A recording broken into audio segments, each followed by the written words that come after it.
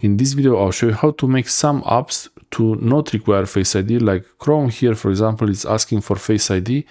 It's not usual that Chrome or the Notes app will ask for Face ID before opening it, so I have to check. You see that in the dynamic island, you see Face ID is scanning there, and it doesn't open Chrome unless I show myself. So I'm behind the camera, that's why it's not always working. I have to move a little bit.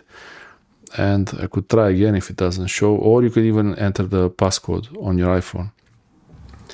If you want to make these apps open without requiring Face ID, you cannot do this for all the apps. For example, banking apps will not allow you to do that. Some apps will also have settings if they require Face ID or not. But for the regular apps that don't usually require Face ID, you can simply do a long press on the app and check if here it says require Face ID or it says don't require Face ID. And if it says don't require Face ID, it means that it's requiring Face ID. It means Face ID.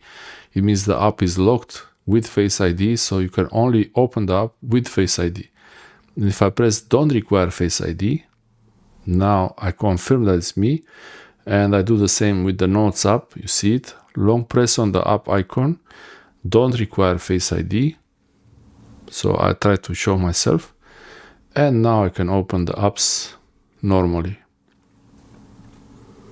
There is no more requirement because I just removed it. Thanks for watching.